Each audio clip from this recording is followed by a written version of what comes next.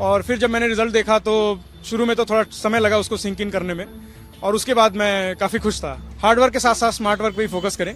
पिछले साल के पेपर्स जो हैं वो आपकी बाइबल हैं। सर, पहले तो आपको मुबारकबाद देते हैं कि आपने जो है पहला रैंक यूपीएससी में प्राप्त किया है। ये पहली बार नहीं है, आपने पहले भी यूपीएससी क्रैक किया है, आप आईपीएस की यहाँ पर ट्रेनिंग ले रहे हैं, तो कैसा महसूस कर रहे हैं? आपको जब पता चला आप क्या कर रहे थे और कैसा आपको महसूस हुआ? जी, धन्यवाद आपकी शुभकामनाओं के लिए। उस वक्त मैं अपने रूम पे ही था क्योंकि मैं जस्ट अपने एग्ज़ाम दे के वापस आया था, और क्योंकि जिस तरह का पिछले 2 साल का ट्रेंड रहा है तो इसी दौरान एक्सपेक्टेशन भी थी कि उसी के आसपास रिजल्ट आना चाहिए, तो मैं वेट कर रहा था रिजल्ट का। और फिर जब मैंने रिजल्ट देखा तो शुरू में तो थोड़ा समय लगा उसको सिंक इन करने में, और उसके बाद मैं काफ़ी खुश था, यही मैं कह सकता हूँ।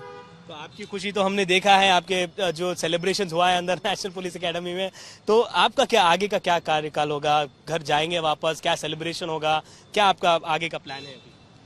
जी, अभी हमारी छुट्टियां शुरू होंगी तो उसमें मैं घर जाऊंगा, और सेलिब्रेशन तो ऐसा कुछ नहीं, मेन परिवार से मिलना इंपॉर्टेंट है इस वक्त, और उनके साथ मिल करके जो भी डिनर या सेलिब्रेशन होगा वो किया जाएगा।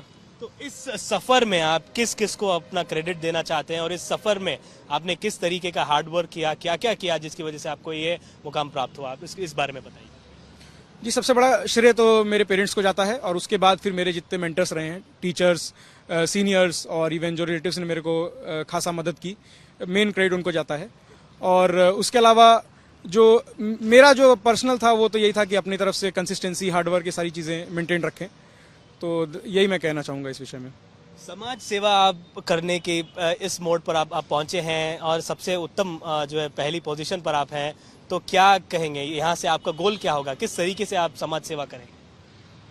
जी, मैं कहूँगा कि ये अपार्ट फ्रॉम बीइंग सेवा, ये ड्यूटी भी है हमारी कि मेरा पहला एम ये होगा कि जो सरकार की स्कीम्स हैं उनको ढंग से इम्प्लीमेंट किया जाए to the best of my ability. उसके बाद यदि मौका मिलता है पब्लिक पॉलिसी फॉर्मुलेशन में, तो मैं डेफिनेटली काम करना चाहूँगा बच्चों के वेलफेयर के लिए और हेल्थ एंड एजुकेशन के लिए। बहुत सारे एस्पिरेंट्स होते हैं, लाखों की तादाद में इस तरीके के इस मुकाम पर पहुंचने के लिए दिन रात मेहनत करते हैं, उनको क्या कहना चाहेंगे इस सफर पर पहुंचने के लिए? ये पहली बार आप नहीं पहुंचे यहाँ पर, पहले भी आपने क्रैक किया है, तो आपके पास तो बहुत ज्यादा एक्सपीरियंस होगा, कैसे बांटना चाहेंगे, क्या कहना चाहेंगे? जी, मेरा मेन यही होगा कि हार्ड वर्क के साथ साथ स्मार्ट वर्क पे ही फोकस करें। पिछले साल के पेपर्स जो हैं वो आपकी बाइबल हैं, उनको आप ढंग से एनालाइज करें, उनके पैटर्न्स आइडेंटिफाई करें, और उसके साथ साथ अपनी गलतियों को सुधारने की तरफ फोकस करें कि जो आपने गलतियां की हैं उनको ना दोहराएं। इस तरह से आई थिंक कि मेरा भी बेड़ा पार लगा है और सबको